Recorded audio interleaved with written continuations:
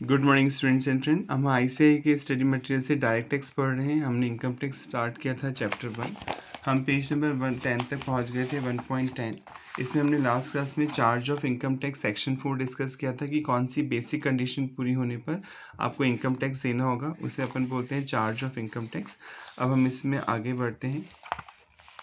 Next topic है total income and tax payable. नाम से पता चल रहा है कि इंडिया में जब टोटल इनकम की कैलकुलेशन होगी, कैसे पता किया जाएगा कि किसी पर्सन की इनकम इतनी है और उस पर टैक्स किस तरह से पे कैलकुलेट किया जाएगा, पेबल होगा, ड्यू होगा। तो इसके लिए कुछ स्टेप्स हैं, वो आपको यहाँ पर दे रखी हैं। तो हम एक एक करके समझते हैं पहले, right. Income tax is levied. Levied मतलब चार्ज होगा, लगाया जाएगा ऑन असेसीज टोटल इनकम। अब sir what do mean by assessee? Assessee मतलब tax payer, any person who is liable to pay tax. अगर सिंपल लैंग्वेज में समझें, वैसे कुछ और मीनिंग भी होगा, भी आगे पढ़ेंगे डिटेल में, पर बहुत सिंपल लैंग्वेज में अगर कोई बोले असेसी का मतलब होता है any person who is liable to pay tax. जो टैक्स पे करने के लिए लायबल है उसे असेसी बोला जाएगा, ठीक है। तो अभी आप पढ़ेंगे कि कुछ केसेस में टैक्स नहीं भी लग रहा है फिर भी आपको एसएससी माना जाएगा, और डिटेल में आगे आएगा इसी में डेफिनेशन में। पर नॉर्मल लैंग्वेज में अगर बोले, हिंदी में बोलते करदाता, टैक्स नाम से पता चल रहा है टैक्स पेयर, तो टैक्स पेयर को ही देना होता है अपनी इनकम पे tax. Such total income has to be computed as per the provision of income tax act 1961। जो प्रोविजन कंटेन है, इंक्लूड है इनकम टैक्स एक्ट 1961, उसी के अकॉर्डिंग आपकी इनकम को कैलकुलेट किया जाता है। Let us go step by step to understand the procedure for computation of total income of an individual. Individual मतलब natural person, जैसे मैं और आप, कैसे निकलता है हमारा टैक्स, क्या स्टेप्स फॉलो होती हैं, वो यहाँ पे बताई गई हैं। सबसे पहले आपको देखना होता है किसी पर्सन का इंडिया में टैक्स देना है नहीं देना। सबसे पहले डिसाइड होगा डिटरमाइन ऑफ रेजिडेंशियल स्टेटस। अब सर ये रेजिडेंशियल स्टेटस क्या होता है, ये डिटेल में समझेंगे, सेकंड चैप्टर पूरा इस पे ही है। अभी हम यहाँ पे बहुत ज़्यादा डिटेल में डिस्कस नहीं करेंगे, वरना अननेसेसरी डुप्लीकेशन होगा, रिपीटेशन होगा। बस आप ये समझ लें कि इंडिया में सबसे पहले रेजिडेंशियल स्टेटस चेक किया जाता है। रेजिडेंट का मतलब होता है निवासी। अगर आप इंडिया में रेजिडेंट हैं, रेजिडेंट, तो आपको टैक्स देना है, और अगर आप नॉन रेजिडेंट हैं तो आपको टैक्स नहीं देना है, ठीक है। तो सबसे पहले हम डिसाइड करते हैं वो बंदा जिसका आप टैक्स कैलकुलेट कर रहे हैं, वो पर्सन इंडिया में रेजिडेंट है या नॉन रेजिडेंट। अगर रेजिडेंट है तो टैक्स लगेगा इंडिया में, नॉन रेजिडेंट है तो नहीं लगेगा। अब ये कैसे पता चलेगा वो रेजिडेंट है नॉन रेजिडेंट? कुछ कंडीशन बताई हैं टैक्स वालों ने, अगर आप वो फुलफिल कर देते हैं तो you will be consider as a resident in India. आपको इंडिया में रेजिडेंट माना जाएगा और आपको टैक्स देना होगा। तो वो कंडीशन हम नेक्स्ट चैप्टर में पढ़ेंगे, राइट। अभी हम ये इसे डिटेल में नहीं पढ़ रहे हैं ये पूरा पैरा, क्योंकि डुप्लीकेशन होगा, इसे आप छोड़ सकते हैं। ये सेकंड चैप्टर आएगा पूरा इस पे, राइट। तो पहली स्टेप हो गई ये चेक करना कि आप इंडिया में रेजिडेंट हैं या नॉन रेजिडेंट। दूसरी step, classification of income under different heads. अब सर हेड्स क्या होते हैं, ठीक है। इनकम कमाने के बहुत से तरीके हैं, राइट। कोई बिजनेस कर सकता है, कोई जॉब कर सकता है, कोई लोन पे पैसा दे सकता है, ब्याज कमा सकता है, तो हेड्स होते हैं।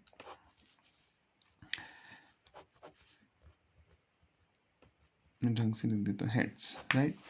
तो टैक्स वालों ने इनकम कमाने के तरीकों को 5 मेजर कैटेगरी में डिवाइड किया है इंडिया में। वैसे तो हज़ारों तरीके हैं इनकम कमाने के, राइट। कोई सब्जी बेचता है, कोई बुक्स बेचता है, कोई किताबें बेच रहा है, कोई शूज़ बेच रहा है, कोई बैग्स बेच रहा है, एट्सेट्रा।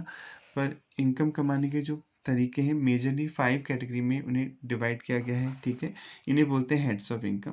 पहला हेड्स है इनकम फ्रॉम सैलरी। अगर आप जॉब करते हैं जहाँ पे मालिक नौकर का संबंध होगा, अगर आप जॉब करेंगे तो जिस पर्सन के अंडर में जॉब करेंगे उसे एम्प्लॉयर बोलेंगे और आपको एम्प्लॉय बोलेंगे, यानी सर्वेंट एंड मास्टर का जहाँ पे रिलेशन होगा, वहाँ जो इनकम आएगी वो सैलरी हेड में टैक्सेबल होगी। हेड्स बनाने के पीछे लॉजिक है कि हर हेड्स में इनकम कैलकुलेट करने का तरीका अलग है और टैक्स की रेट भी कुछ हेड्स में अलग है, ठीक है। तो इसलिए हेड्स बनाए गए हैं। तो एक हो गया सैलरी हेड। दूसरा होगा हाउस प्रॉपर्टी। अगर आप मकान किराए पर देते हैं, अपनी प्रॉपर्टी, हाउसेज मतलब अगर आपका अपने मकान आप किराए पे देते हैं, तो जो इनकम आपको रिसीव होती है वो हाउस प्रॉपर्टी हेड में टैक्सेबल होगी। हेड्स में बार बार बोल रहा हूँ क्यों बनाए गए हैं, हर हेड्स में इनकम कैलकुलेट करने के तरीके अलग हैं, रूल्स कुछ अलग हैं और टैक्स की रेट भी अलग है कुछ हेड्स में, इसलिए हेड्स बनाए गए हैं। तो पहला हेड हो गया इनकम फ्रॉम सैलरी, दूसरा हेड हो गया इनकम फ्रॉम हाउस प्रॉपर्टी, तीसरा income from business and profession, अगर आप कोई भी बिजनेस करते हैं, कोई भी प्रोफेशन करते हैं, तो आपको जो इनकम हो रही है वो बिजनेस एंड प्रोफेशन हेड में टैक्सेबल होगी। अब सर बिजनेस एंड प्रोफेशन में क्या फ़र्क है? ठीक है, बिजनेस कोई भी कर सकता है, चाहे लिटरेट हो चाहे इलिटरेट, इसके लिए कोई अलग से डिग्री नहीं लेनी होती है। जबकि प्रोफेशनल पर्सन उसे बोला जाएगा जिसके पास एक तो डिग्री हो प्लस स्किल हो। डिग्री होना ज़रूरी है, फिर स्किल होना भी ज़रूरी है, राइट। जैसे डॉक्टर हैं आप, तो एमबीबीएस किया होगा आपने, पहले आपको डिग्री होगी, ठीक है, प्लस स्किल, राइट। मैं जैसे मैं चार्टर्ड अकाउंटेंट हूँ, तो डिग्री है, डिग्री होना मस्ट है, राइट। स्किल भी होना मस्ट है, पर पहले डिग्री होनी चाहिए आपके पास। अगर आप कह रहे हैं कि मुझे तो सीए का पूरा काम आता है, पर मेरे पास सीए में पास नहीं कर पाया, तो आपको प्रोफेशनल पर्सन नहीं बोला जाएगा। स्किल है पर डिग्री नहीं है, तो डिग्री मस्ट है उसमें। जैसे आप लॉयर हैं तो एलएलबी करना ज़रूरी है, राइट। भले आपको एडवोकेट का पूरा काम आता है, पर आपके पास लॉ की डिग्री नहीं है, तो आपको प्रोफेशनल पर्सन नहीं बोला जाएगा। तो बिजनेस प्रोफेशनल फ़र्क समझ में आ गया होगा। बिजनेस कोई भी कर सकता है, चाहे लिटरेट हो चाहे illiterate. No specific degrees required for business. Business के लिए कोई अलग से डिग्री लेने की ज़रूरत नहीं है। पर अगर आप प्रोफेशनल पर्सन है, तो ऑब्वियसली आपके पास कोई डिग्री होगी पहले, और फिर स्किल की ज़रूरत होती है। क्लियर? तो अगर आप कोई बिजनेस या प्रोफेशन से आप अर्न कर रहे हैं, तो वो इस हेड में टैक्सेबल होगा। Fourth, capital gain. Capital asset आप समझते हैं, 11th से पढ़ रहे हैं कॉमर्स जो बच्चे, वो समझते हैं कैपिटल एसेट मतलब फिक्स एसेट, जैसे लैंड, बिल्डिंग, मशीनरी, शेयर। तो अगर आप कैपिटल एसेट बेचते हैं तो कैपिटल गेन होगा। जैसे लैंड खरीदी बेची, बिल्डिंग खरीदी बेची, डे टू डे का काम नहीं है आपका। अगर डे टू डे का काम है बिल्डिंग खरीदना बेचना, तब तो बिजनेस हो गया, वो तो इसमें आ जाएगा। पर आपने इन्वेस्टमेंट के तौर पे कोई एसेट खरीदी थी, चाहे वो ज्वेलरी थी, चाहे वो शेयर डिवेंचर बॉन्ड था, या कोई लैंड बिल्डिंग थी, अब आप उसे बेच रहे हैं, तो बेचने पे प्रॉफिट हो सकता है, तो कैपिटल गेन हेड में टैक्सेबल होगा। कोई एसेट बेचते हैं, कैपिटल गेन होगा। कैपिटल एसेट जो अपन अकाउंट में फिक्स एसेट बोलते हैं, तो वो कैपिटल एसेट होती है जो लॉन्ग टर्म इन्वेस्टमेंट के लिए आपने खरीदी है। तो अगर वो कैपिटल एसेट आप बेच रहे हैं, तो आपको कोई प्रॉफिट हो रहा है, गेन हो रहा है, तो आपको उस पर टैक्स देना होगा, जैसे share, debenture, bond, jewellery, land and building etcetera. Fifth और last, income from other sources. Other sources, अगर कोई इनकम इन चारों हेड्स में नहीं आ रही है, चारों हेड्स कौन से हैं? पहला इनकम फ्रॉम सैलरी, आपने पढ़ा कि अगर जहाँ पे मालिक नौकर का संबंध है, वह इनकम फ्रॉम सैलरी हेड लगेगा, राइट। तो कोई इनकम सैलरी हेड में नहीं आ रही है, ठीक है। हाउस प्रॉपर्टी, अगर आप मकान किराए पे दे रहे हैं और किराया ले रहे हैं, तो वो हाउस प्रॉपर्टी हेड में आएगा, वो भी नहीं है। बिजनेस प्रोफेशन कर रहे हैं, कैपिटल गेन हो रहा है, तो कोई इनकम अगर इन चारों हेड्स में कवर नहीं हो रही, तो ऑटोमेटिकली वो अदर सोर्सेज की इनकम मानी जाएगी। फॉर एग्जांपल, इंटरेस्ट रिसीव हुआ आपको बैंक से, आपने एफडी कराई या सेविंग अकाउंट है, आपको इंटरेस्ट रिसीव हो रहा है, तो इंटरेस्ट ना तो सैलरी है, ना वो हाउस प्रॉपर्टी है, ना कोई वो बिजनेस प्रोफेशन है, ना वो कैपिटल गेन है, तो ऑब्वियसली वो अदर सोर्सेज में आएगी। इससे तो लॉटरी का टिकट खरीदा, लॉटरी खुल गई, अदर सोर्सेज। कौन बनेगा करोड़पति में प्राइज जीता, अदर सोर्सेज। तो ऐसी कोई भी इनकम जो इन चारों हेड्स में कवर्ड नहीं होती, वो अदर सोर्सेज की इनकम मानी जाती है, राइट। तो इन पांचों को बोलते हैं हेड्स ऑफ इनकम। तो आपको ये देखना होता है कि जिस पर्सन की आप इनकम कैलकुलेट कर रहे हैं, वो कौन सी कैटेगरी में फॉल करता है, मतलब कौन सी कैटेगरी में आएगी उसकी इनकम, सैलरी में आएगी, हाउस प्रॉपर्टी में आएगी, बिजनेस प्रोफेशन में आएगी, कैपिटल गेन में आएगी, या अदर सोर्सेज में आएगी। तो ये सबसे पहले हम दूसरे स्टेप होती है classification of income under different heads. Clear? पढ़ लेते हैं इसको। तो वैसे हर हेड्स का चैप्टर अलग आएगा डिटेल में। अ पर्सन में earn income from different sources, बहुत सारे सोर्सेज होते हैं इनकम कमाने के। For example, a salaried person earn income by way of salary से कमा सकता है। He also get interest from bank saving account और फिक्स डिपॉजिट से इंटरेस्ट मिल सकता है।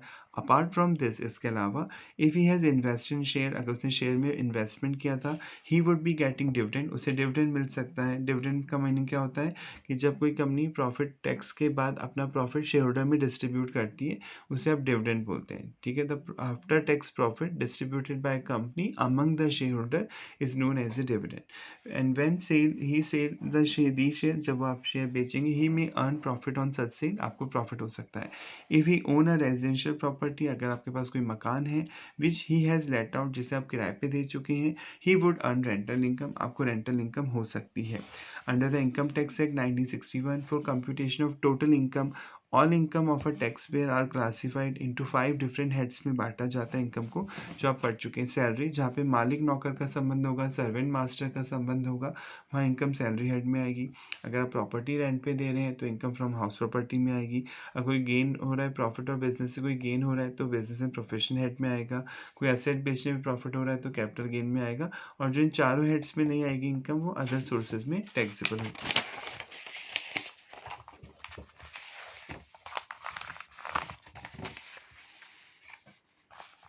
तो there is a charging section under each head of income. Charging section मतलब क्यों, कौन सी बेसिक कंडीशन अगर आप पूरी कर दें वो इनकम उस हेड में टैक्सेबल हो जाती है, तो उन सेक्शन को चार्जिंग सेक्शन बोलते हैं। Define the scope of income chargeable under that head, ताकि वो इनकम उस हेड में टैक्सेबल हो जाए। These head of income exhaust all possible type of income. मतलब इन पांचों हेड्स में सारी इनकम कवर होती है। एग्जॉस्टिव है ये, मतलब इसके अलावा कोई और हेड नहीं है। दैट कैन एक्रू और टू बी और रिसीव बाय टैक्स पेयर, या तो आपने कमाई है, आपको रिसीव हो चुकी है। Accordingly income earn is classified as follow. Salary, pension etcetera salary head में आएगा, पढ़ चुके हैं। पेंशन भी एम्प्लॉय को मिलती है। Rental income is taxable under income from house property. अगर आपको रेंट मिल रहा है तो वो हाउस प्रॉपर्टी हेड में टैक्सेबल होगा। इनकम डिराइव मतलब रिसीव हो रही है from carrying on any business और profession is taxable under the head profit and gain, और बिजनेस प्रोफेशन में आएगा। Profit from sale of capital asset, बेचेज land, building, machinery, share etcetera is taxable under capital gain. The fifth head of income is the residuary head. Residuary the remaining head है। Income which is chargeable to tax, जिस पे tax लगेगा under the income tax act 1961, but not taxable under the first 4 head. यानी कोई income अगर इन first 4 head में taxable नहीं है तो automatically income from other sources में टैक्सेबल होगी। The tax payer has to classify the income earn under the relevant head of income. आपको बताना होता है कि कौन सी इनकम कौन से हेड में आपने अर्न की है। तो पहली स्टेप अपन इनकम कैलकुलेशन करने के तरीके सीख रहे हैं इंडिया में, कि कैसे किसी पर्सन की टोटल इनकम इंडिया में कैलकुलेट होती है। पहली स्टेप्स है कि आपको रेजिडेंशियल स्टेटस चेक करना है। आप ये देखेंगे वो बंदा रेजिडेंट है या नॉन रेजिडेंट। और दूसरी स्टेप है कि कौन सी इनकम कमा रहा है, कौन से हेड में वो टैक्स देगा। अब तीसरी स्टेप है computation of income under each head. Her head में इनकम कैलकुलेट करने के कुछ डिफरेंट तरीके हैं, मेथड्स हैं, तो उनके अकॉर्डिंग आपकी इनकम कैलकुलेट होगी। तो जो चीज़ें अभी पढ़ने की नहीं वो आगे हर चैप्टर में डिटेल में, तो यहाँ पे पढ़ने की जरूरत नहीं है। अंदर की चीज़ें आप इनको निचोड़ सकते हैं, ठीक है, क्योंकि इनके अलग अलग चैप्टर ही बनाए गए हैं। फिर एक वर्ड होता है एग्जेम्पशन, जो आपने जीएसटी में पढ़ रखा होगा, एग्जेम्पशन। एक वर्ड होता है डिडक्शन। अब सर दोनों में क्या फ़र्क है, इसे भी समझ लेते हैं। एग्जेम्पशन और एक वर्ड है डिडक्शन।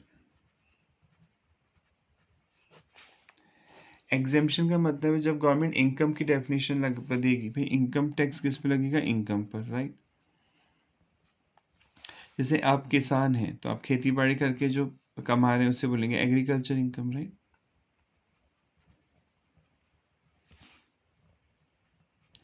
तो एग्रीकल्चर इनकम इनकम है और इस पर टैक्स लगेगा। अगर आप इनकम कमाते हैं तो इनकम टैक्स लगेगा। पर गवर्नमेंट ने किसानों को वेलफेयर देने के लिए, भलाई करने के लिए, गवर्नमेंट ने साफ साफ बोल रखा है कि एग्रीकल्चर इनकम पर इंडिया में टैक्स नहीं लगेगा। इन्हें माफ़ कर दिया गवर्नमेंट ने। यानी इनकम में तो आते हैं, इनकम की डेफिनेशन में तो आएगी। यानी गवर्नमेंट जो लिस्ट बनाई कि इन इनकम पे टैक्स लगेगा, उसमें तो एग्रीकल्चर इनकम फॉल करती है।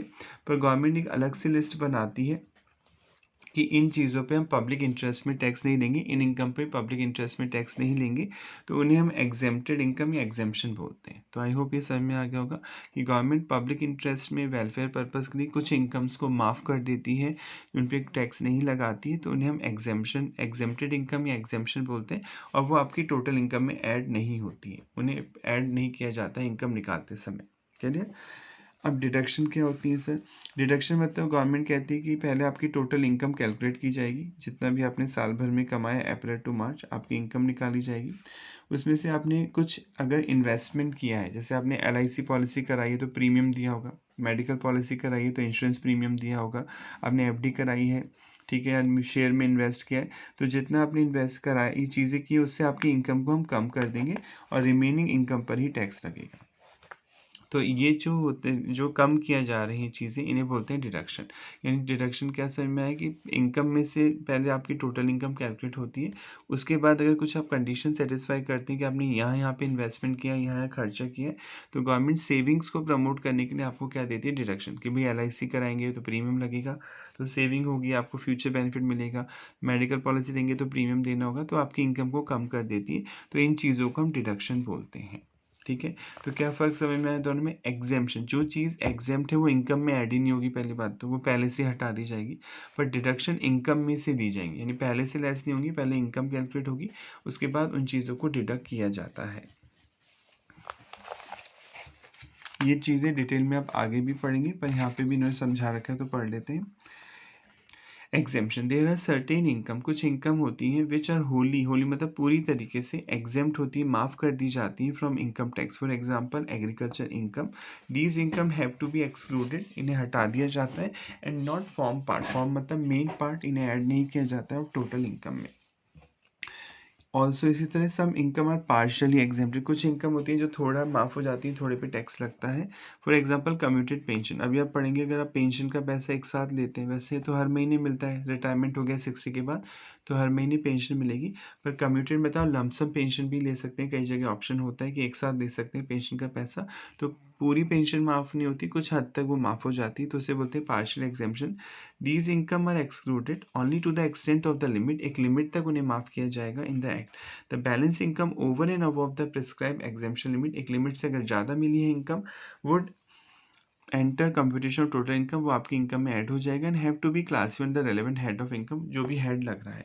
तो एग्जेम्पशन का मतलब होता है, एग्जेम्पशन फुली और पार्शियली हो सकते हैं। फुली एग्जेम्प्टेड इनकम है तो वो आपकी इनकम में ऐड ही नहीं होगी, और पार्शियली एग्जेम्प्टेड इनकम है तो वो पहले जो एक लिमिट तक माफ़ हो जाएगी, उसके बाद एक्स्ट्रा मिली है तो वो आपकी इनकम में ऐड हो जाएगी। Deduction, deduction, there are deductions और अलाउंसेस, छूटें मिलती हैं prescribe under each head of income. For example while calculating income from house property for let out, अगर आपने कोई मकान किराए पे दिया, आपकी इनकम कैलकुलेट हो रही है, तो जो म्यूनसिपल टैक्स लगाती है, लोकल अथॉरिटी टैक्स लगाती है, प्रॉपर्टी टैक्स, और कोई आपने लोन लिया था मकान को बनाने के लिए जिस पर आप इंटरेस्ट दे रहे हैं, तो उसे डिडक्ट कर दिया जाएगा, क्योंकि कुछ कंडीशन पूरी होंगी तभी आपको डिडक्शन मिलेगी। Similarly deduction allowance are prescribe under other heads of income, heads में बताया गई कौन कौन सी डिडक्शन आप ले सकते हैं।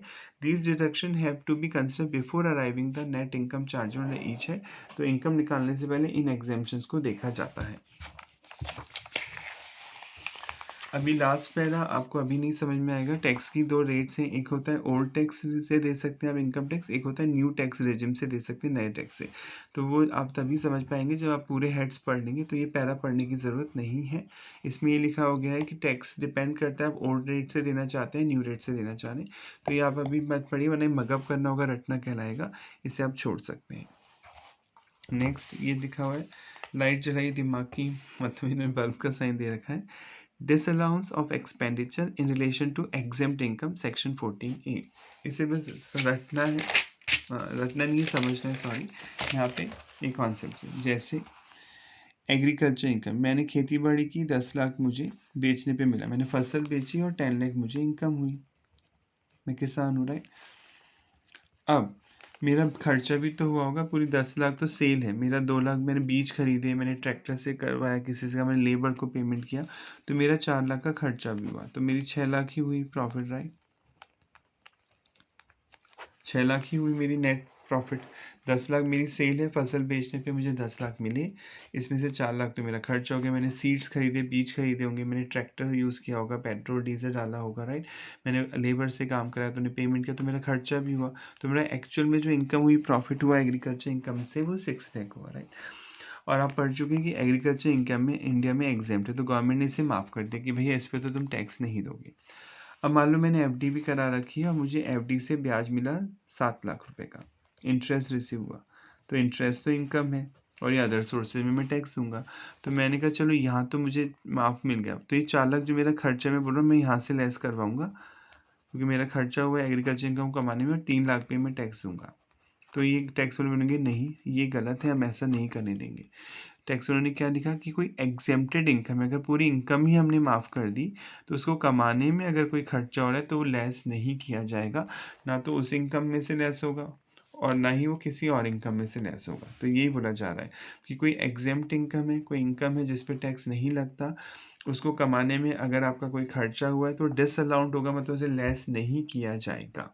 ठीक है, क्योंकि पूरी इनकम ही माफ़ कर दी तो अलग से कोई एक्सपेंस आप डिडक्ट नहीं करवा सकते हैं। As per section 14A, not standing anything contrary, इस लाइन का मीनिंग कॉमा तक समझ लें। जब भी नॉट स्टैंडिंग लिखा जाता है किसी सेक्शन में, वो सुपीरियर हो जाता है, मतलब वो चीज़ प्रिवेल करेगी। मतलब कहना चाह रहा है सेक्शन 14A कि जब तक कुछ और नहीं लिखा जाता, कॉन्ट्रेरी मतलब जब तक इसके अगेंस्ट में कुछ नहीं लिखा जाता, expenditure incurred in relation to any exempt income, अगर किसी भी एग्जेम्प्ट इनकम को कमाने में आपका कोई खर्चा हुआ है, is not allowed as a deduction, उसे डिडक्शन नहीं मिलेगी, यानी उसे नहीं घटाया जाएगा while computing income under any of the 5 heads of income, किसी भी इनकम में से। Not standing anything to the contrary, जब तक इसके अगेंस्ट में कुछ नहीं कहा जाता। हाँ, अगर इनकम टैक्स कानून बदलता है और कल को कह देते हैं कि नहीं घटा सकते तो घटाया जाएगा, यानी जब तक कुछ नहीं कहा जाता इसके अगेंस्ट में, किसी भी एग्जेम्प्टेड इनकम को कमाने में अगर आपका कोई खर्चा होता है, क्योंकि पूरी इनकम ही माफ़ कर दी तो अलग से खर्चा थोड़ी लेस करेंगे आपका, उन्होंने बोला हम पूरी इनकम ही माफ़ करते हैं, तो किसी एग्जेम्प्टेड इनकम को कमाने में अगर कोई खर्चा होता है तो आप उसे लेस नहीं करवा सकते हैं। ठीक है, बाकी नहीं पढ़ना है, ये पढ़ने की ज़रूरत नहीं है, तो आगे भी आएगा, मगअप करना हो जाएगा, बस यहीं तक कॉन्सेप्ट समझना था। तो कि आप टोटल इनकम निकालने का प्रोसेस सीख रहे हैं, किसी पर्सन की टोटल इनकम निकालने के लिए सबसे पहले हम देखेंगे कि वो इंडिया में रेजिडेंशियल स्टेटस चेक करेंगे आप उसका, कि वो इंडिया में रेजिडेंट है या नॉन रेजिडेंट है। दूसरा, हेड्स ऑफ इनकम देखेंगे कौन से हेड में उसकी इनकम कवर होगी, जो 5 हेड्स हैं, salary, house property, business and profession, capital gain और अदर सोर्सेज, कौन से हेड में उसकी इनकम कवर होती है। तीसरी स्टेप है कि हर हेड में इनकम निकाली जाएगी, कुछ एग्जेम्पशन दी जाती हैं और कुछ डिडक्शन उन्हें ध्यान में रखा जाएगा। एग्जेम्पशन मतलब वो इनकम एग्जेम्प्ट है और उसे इनकम में ऐड नहीं किया जाएगा। डिडक्शन मतलब पहले इनकम कैलकुलेट होगी, उसमें से कुछ चीज़ें डिडक्ट की जाएंगी, आपको टैक्स नहीं देना होगा उन चीज़ों पे। अब फोर्थ स्टेप है clubbing of income of spouse, minor child etcetera, इसे भी समझ लें ध्यान से। तो ये भी पूरा चैप्टर आएगा आगे, बस अभी एक एक लाइन के कॉन्सेप्ट के लिए आपको समझना ज़रूरी है। जैसे मिस्टर ए एक माइनर चाइल्ड है, माइनर मतलब 18 साल से कम का है, इसके ग्रैंडफादर या ग्रैंड पेरेंट्स इसके नाम एफडी कर जाते हैं, जिससे हर साल 10 लाख का इंटरेस्ट मिलता है। नाना नानी या कोई दादा दादी इसके नाम से एफडी कर गए और इससे हर साल 10 लाख रुपए का इंटरेस्ट मिल रहा है, राइट। इंटरेस्ट इनकम हो रही है, तो इनकम हो रही है तो एक को टैक्स देना होगा, राइट। पैन कार्ड लेना होगा, permanent account number, pan card तो बन जाता है, पैन कार्ड तो बच्चों का ही बन जाता है, पैन कार्ड तो एक आइडेंटिटी के तौर पे भी यूज़ होता है कई जगह, तो पैन कार्ड है इसके पास। पर टैक्स ने लिखा कि अगर कोई माइनर इनकम कमाता है तो वो रिटर्न नहीं भर सकता, इनकम टैक्स रिटर्न भरनी होगी। इसके भी कुछ एक्सेप्शन है, अभी समझ लें। क्योंकि रिटर्न के नीचे डिक्लेरेशन देनी होती है कि जो मैंने अबव इन्फॉर्मेशन दी है वो ट्रू एंड फेयर है। जैसे आप किसी कॉलेज में एडमिशन लेते हैं और 18 से कम है, आपकी एज 18 से कम है, तो आपके पेरेंट्स साइन करते हैं उस एग्रीमेंट पे, गार्जियन, राइट। सेम वही चीज़ है कि माइनर में कॉन्ट्रैक्ट करने की कैपेबिलिटी नहीं होती, वो किसी डॉक्यूमेंट पे साइन नहीं कर सकता है, उसके बिहाफ पे उसके पेरेंट्स और गार्जियन को साइन करना होता है, राइट। सेम वही कॉन्सेप्ट इनकम टैक्स में अप्लाई होता है कि माइनर रिटर्न नहीं भरेगा, रिटर्न मतलब डिटेल नहीं देगा टैक्स वालों को कि मेरी इतनी इनकम इतना एक्सपेंस है, उसके बिहाफ पे पेरेंट्स को देना होगा टैक्स, क्योंकि माइनर जो कॉन्ट्रैक्ट करने के लिए एलिजिबल नहीं है, कोई एग्रीमेंट पे साइन करने के लिए एलिजिबल नहीं है। तो टैक्स वालों ने लिखा कि इसकी इनकम पेरेंट्स के हाथों में क्लब हो जाएगी, क्लब मतलब ऐड की जाएगी, यानी अगर कोई माइनर है तो माइनर की इनकम पे पेरेंट्स को देना होगा टैक्स। अब क्वेश्चन होता है कौन सा पेरेंट्स देगा टैक्स, मम्मी भी कमाती है पापा भी कमाते हैं, दोनों जॉब करते हैं, तो किसकी इनकम में ऐड करेंगे, तो टैक्स में लिखा जो ज़्यादा कमाता है, अगर फादर ज़्यादा कमाते हैं तो फादर की इनकम में ऐड हो जाएगी इनकम, अगर मदर ज़्यादा कमाती है तो मदर की इनकम में ऐड हो जाएगी इनकम। तो इसे बोलते हैं क्लबिंग प्रोविज़न, कि कुछ इनकम्स पे आपको नहीं देना टैक्स, उसके भी यहाँ पे कोई और देता है टैक्स, तो उस चीज प्रोविज़न को क्लबिंग प्रोविज़न बोलते हैं। तो ये भी आप पढ़ेंगे अभी आगे जाके डिटेल में, अभी तो हम यही समझने की क्लबिंग ऑफ इनकम देखी जाएगी। स्पाउस की इनकम भी होती है, जीवन साथी, स्पाउस यानी जीवन साथी। कई लोग क्या करते हैं टैक्स बचाने के लिए अपनी प्रॉपर्टी अपने लाइफ पार्टनर को के नाम रजिस्टर करवा देते हैं। जैसे ए और बी दोनों हस्बैंड वाइफ हैं, ए का एक मकान है, इस मकान से हर साल 20 लाख रुपए का रेंट आता है, तो ये मकान अब ए क्या करता है बी के नाम कर देता है, ठीक है। बी घर हाउस वाइफ है, सपोज वो कोई जॉब नहीं करती है और इंडिया में 12 लाख तक टैक्स नहीं लगता है, अभी आप पढ़ेंगे क्यों, कुछ कंडीशन पूरी करने पे। जो 20 में से 12 लाख बी के लिए माफ़ हो जाएंगे, 8 लाख पे वो टैक्स देगी, राइट। पर टैक्स वालों ने बोला कि विदाउट कंसिडरेशन अगर आप किसी को प्रॉपर्टी ट्रांसफ़र करते हैं तो ट्रांसफ़र तो कर सकते हैं, नाम तो कर सकते हैं, लीगल ऑनर तो बुक्स में भी बन जाएगी, पर जो उस प्रॉपर्टी से इनकम होगी उस पर यही टैक्स देगा। क्योंकि ऐसे तो लोग अपने बच्चों के नाम करते जाएंगे प्रॉपर्टी टैक्स बचाने के लिए, हर कोई 8-8 लाख 12-12 लाख रुपए माफ़ कराता जाएगा। तो टैक्स वालों ने रूल बना रखा है कि आप नाम तो कर सकते हैं, इट्स नॉट अ इशू, कोई इशू नहीं है, कोई प्रॉब्लम नहीं है, पर उस प्रॉपर्टी से जो भी इनकम होगी उस पर ट्रांसफ़र करने वाला ही टैक्स देगा। यानी 20 लाख की जो इनकम है वो ए के हैंड्स में ही टैक्सेबल होगी, बी के हैंड्स में टैक्सेबल नहीं होगी। क्योंकि ऐसे फिर वो अपने बच्चों के नाम कर दे, हर आदमी 12-12 लाख रुपए की छूट लेता जाएगा, तो टैक्स की बचत हो जाएगी, टैक्स की चोरी बोलेंगे, खैर से बचत तो नहीं बोलेंगे एक तरह से, तो ये गलत मानते हैं। तो इसमें भी क्या होगा, जो बी को मिल रहा है किराया वो ए के हाथों में क्लब हो जाएगा, क्लब मतलब ऐड हो जाएगा और ए को ही देना होगा टैक्स। तो हमें ये प्रोविज़न भी देखने होते हैं कि अगर आप उन कंडीशंस को सेटिस्फाई करते हैं तो टैक्स की चोरी रोकने के लिए, टैक्स को टाइमली देने के लिए टैक्स ने कुछ प्रोविज़न बना रखें कि उसके बिहाफ पे वही बंदा टैक्स देगा। तो इन्हें clubbing of income of spouse और माइनर चाइल्ड बोल सकते हैं। क्लियर, पढ़ लेते हैं। In case of individual means natural person जैसे मैं और आप, जिन्हें नेचर ने बनाया, income tax is levied charge होता है स्लैब सिस्टम। स्लैब सिस्टम अभी आप पढ़ेंगे कि एक स्लैब दिया जाता है टैक्स में कि पहले 5 लाख तक नहीं लगेगा टैक्स, 5 से 10 के बीच में इतना, 10 से ऊपर उन पर इतना, राइट। और न्यू स्लैब में 4 लाख तक नहीं लगेगा टैक्स, 4 से 8 लाख के बीच में था। तो स्लैब रेट है, मतलब स्लैब के अकॉर्डिंग स्लैब रेट होती है। जैसे 4 से 4 लाख तक कोई टैक्स नहीं लगेगा इंडिया में, 4 से 8 है तो इतना, 8 से 12 इतना, तो ये इन स्लैब रेट होती है, इन्हें स्लैब रेट बोलते हैं। तो स्लैब्स के अकॉर्डिंग देना होता है। The tax system is progressive. Progressive मतलब जैसे जैसे इनकम बढ़ती जाती है इंडिया में टैक्स देना होता है। आप पढ़ चुके, डायरेक्ट टैक्स प्रोग्रेसिव नेचर का होता है कि जैसे जैसे इनकम कमाते जाओगे टैक्स बढ़ता जाएगा। That is as the income increases the applicable rate of tax increases, tax की रेट बढ़ती जाएगी। Some tax payer in the higher income bracket, जो ज़्यादा इनकम कमाते हैं, हैव अ टेंडेंसी, वो ये एक तरीका अपनाते हैं, to divert some portion of their income to their spouse, वो अपनी इनकम दूसरे को ट्रांसफर करके दिखाते हैं ताकि टैक्स की चोरी हो जाए। जैसे स्पाउस जीवन साथी को ट्रांसफर कर देंगे, माइनर बच्चों के नाम कर देंगे, etcetera, to minimise their tax burden. In order to prevent such tax avoidance, tax avoidance मतलब टैक्स की चोरी को रोकने के लिए, टैक्स को अवॉइडेंस से बचाने के लिए क्लबिंग प्रोविजन अपनाए जाते हैं, have been incorporated in the act, under which income arising to certain person like spouse minor child have to be included, वो इनकम इंक्लूड की जाएगी in the income of the person, उसी व्यक्ति के हाथ में, हु हैज़ डाइवर्टेड, जिसने वो इनकम ट्रांसफर की थी, for the purpose of computing tax liability. और ये चैप्टर आएगा डिटेल में आगे। तो यहाँ तक आपको समझ में आ गया होगा कि आप टोटल इनकम निकालने के स्टेप सीख रहे हैं। पहली स्टेप थी कि आप रेजिडेंशियल स्टेटस चेक करेंगे कि अगर कोई बंदा इंडिया में रेजिडेंट है तो ही टैक्स देगा, अगर नॉन रेजिडेंट है तो नहीं देगा। दूसरी स्टेप थी आप हेड्स ऑफ इनकम चेक करेंगे कि वो इनकम कौन से हेड में कवर हो रही है, क्योंकि हर हेड में इनकम कैलकुलेट करने के तरीके अलग हैं, टैक्स की रेट्स भी अलग हैं कुछ हेड्स में, तो उन्हें बोलते हैं हेड्स ऑफ इनकम, ठीक है। जैसे सैलरी हेड पढ़ा आपने, हाउस प्रॉपर्टी होगा, बिजनेस प्रोफेशन होगा, कैपिटल गेन होगा या अदर सोर्सेज होगा। तीसरी स्टेप थी कि कुछ आपकी जो इनकम है उन पे कुछ डिडक्शन और एग्जेम्पशन दी जाती हैं। सारी इनकम पूरी तरह से टैक्सेबल नहीं होती है, उनमें से कुछ इनकम एग्जेम्प्ट होती हैं यानी पूरी तरह से माफ़ होती हैं, कुछ पे आपको डिडक्शन मिलती है, छूट मिलती है। फिर फोर्थ स्टेप आपने पढ़ी कि क्लबिंग प्रोविज़न भी देखे जाएंगे। कई बार ऐसा होता है कि दूसरे की इनकम आपके हैंड्स में टैक्सेबल होती है, आपको देना होता है, रिसीव कोई और कर रहा है इनकम, पर टैक्स वाले आपको ही लायबल करते हैं, क्योंकि टैक्स बचाने के लिए लोग ऐसा सिस्टम अपना सकते हैं इंडिया में। तो फिर टैक्स वाले क्लबिंग प्रोविज़न भी अप्लाई कर सकते हैं। फिफ्थ स्टेप होगी set of and carry forward and set of the losses. इसे समझने, मेरे दो बिजनेस है, एक तो क्लॉथिंग बिजनेस है, मैं कपड़े भी बेचता हूँ, और मेरा स्टील का भी बिजनेस है। अब मुझे कपड़े के बिजनेस में प्रॉफिट हुआ 10 लाख का, सेल माइनस सारे एक्सपेंस घटा दी, पर स्टील के बिजनेस में मुझे लॉस हो गया 2 लाख का, राउंड ब्रैकेट का मतलब माइनस। अकाउंट कॉस्टिंग एफएम कोई भी सब्जेक्ट पढ़ने का राउंड ब्रैकेट लिखा है अमाउंट के साथ, इट मीन्स वो माइनस है, राइट।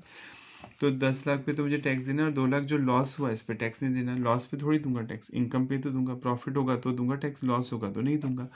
तो टैक्स वाले बोला कि अगर आपका कोई बिजनेस है एक से ज़्यादा और किसी बिजनेस में लॉस है, तो आप उस बिजनेस को दूसरे बिजनेस के प्रॉफिट से सेट ऑफ कर सकते हैं, घटा सकते हैं, सेट ऑफ मतलब घटा सकते हैं।